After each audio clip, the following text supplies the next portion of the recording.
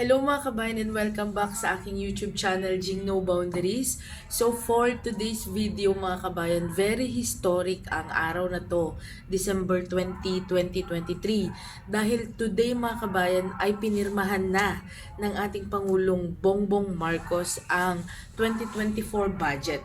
Ayan, so makikita natin dito yung top 10. Ayan, yung mga top 10 na yan, yung priority para sa 2024 budget. Yan mga kabayan, kung makikita nyo, top 3 dyan ay ang edukasyon, DPWH, at DOH. Yung edukasyon mga kabayan, in-explain ni Pangulong Bongbong Marcos na kailangan talagang magpatayo ng mga paaralan para sa ating mga kabataan. Ayan, mga school supplies na tinutulong sa buong bansa.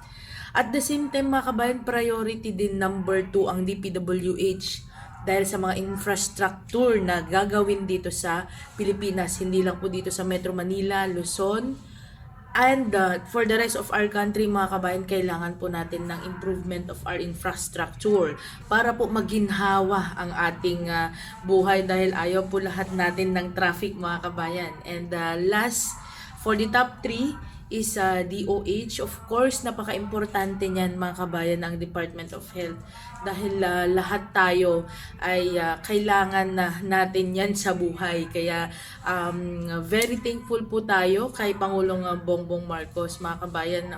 Ay personally nagpapasalamat po ako sa Pangulong Bongbong Marcos dahil nalagdaan na po yung 2024 budget, and sa lahat po ng mga tao na tumulong kay Pangulong Bongbong Marcos po na malagdaan yan. Maraming salamat po.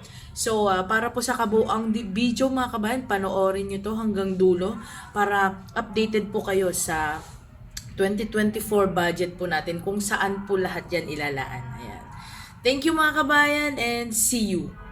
At this juncture, may we request the President to please proceed to the presidential table.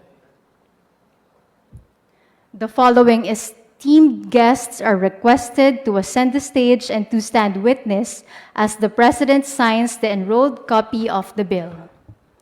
Senate President Juan Miguel Zubiri, House Speaker Ferdinand Martin Romualdez, Senate President Pro Tempore Loren Legarda, House Senior Deputy Speaker Aurelio Gonzalez Jr., Senate Majority Leader Joel Villanueva, House Majority Leader Manuel Dalipe, House Minority Leader Marcelino Libanan, Deputy Majority Leader Ferdinand Alexander Marcos, Senator Juan Edgardo Sonny Angara, Representative Stella Kimbo, Executive Secretary Lucas Bersamin, DBM Secretary Amina Pangandaman, and Presidential Legislative Advisor Mark Leandro Mendoza.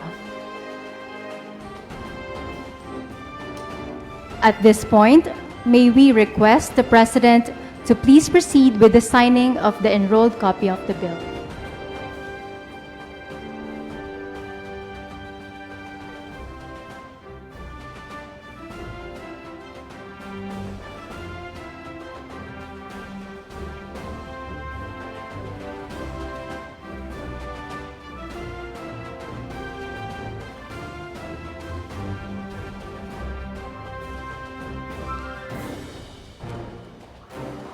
Upon the President's signature, the harmonized votes of the two chambers of Congress on House Bill number 8980 shall be known as Republic Act 11975, entitled An Act Appropriating Funds for the Operation of the Government of the Republic of the Philippines from January 1 to December 31, 2024.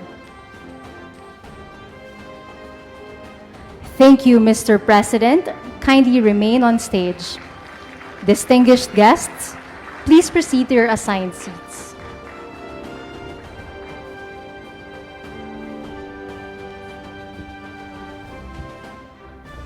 And now, may we invite Executive Secretary Lucas Bersamin to introduce our keynote speaker.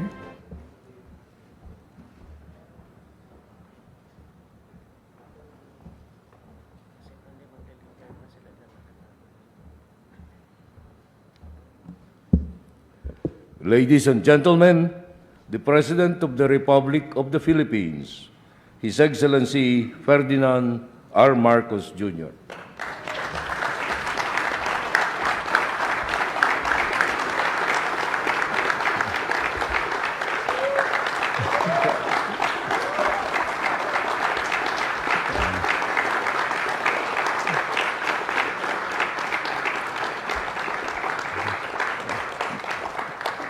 Dapat kayong pinapalakpakan ko. Kibitzer lang ako, kayo nagtrabaho nito. Please take your seats. Thank you to our Executive Secretary, Chief Lucas Bersamin, for this kind introduction.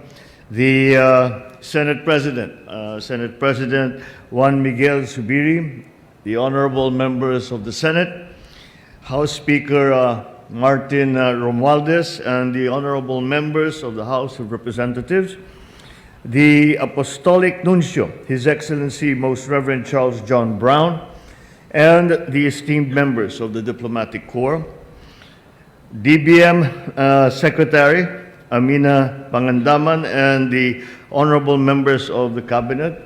I reminded Amina that she should not get used to the number at the bottom of the budget because it's not going to be around for very, very long. Ubusin natin lahat yan. My fellow workers in government, distinguished guests, ladies and gentlemen, a good afternoon to all of you. Today we sign the national budget, the instrument which tells how the taxes paid by the people will be returned to them.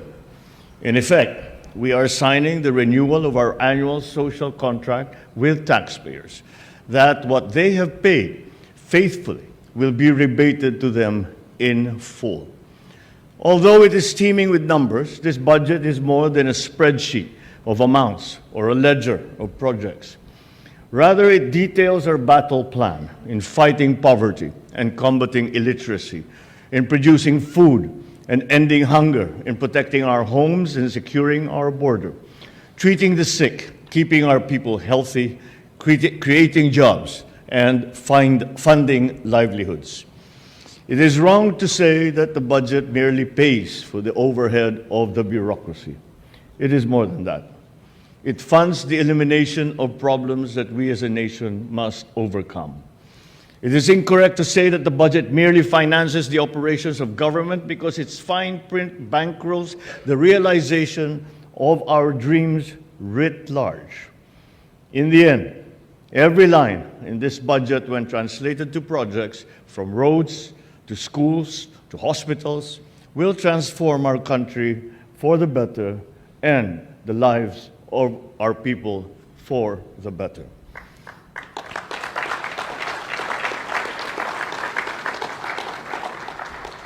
In this budget, we have included what we consider to be the means that will boost both the physical and human capital of a nation, blessed with talent, waiting to be tapped, with resources ready to be harnessed. But I would be the first to dispel any claim that this budget fully funds all our plans for our country and our people. How I wish that we could wipe out with one budget cycle all our infrastructure backlogs. How I wish that we had only revenues to realize our country's unlimited potential. Suddenly, the will is there. The wherewithal, perhaps not always so. Like any government, we are curtailed by what we can collect, by what our tax coffers contain. We can be reckless, take the easy path, borrow, let our children pick today's tab up tomorrow.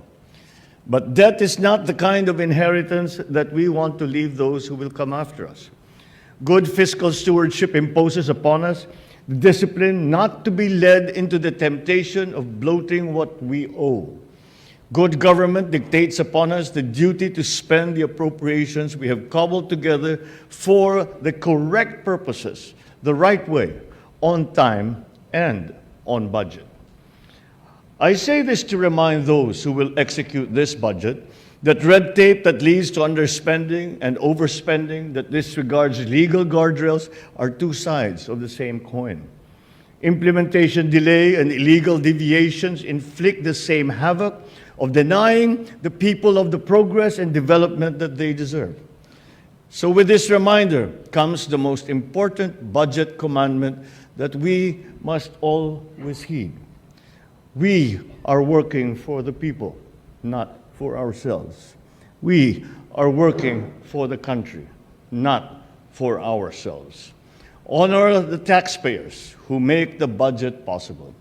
And in doing so, we will bring closer to the brighter tomorrow that we aspire for bagong Pilipinas that we all envision for our people. Let us all work in solidarity for a more empowered Philippines. I congratulate you all for the very hard work that I know you have put in to put this budget together. Mabuhay kayong lahat.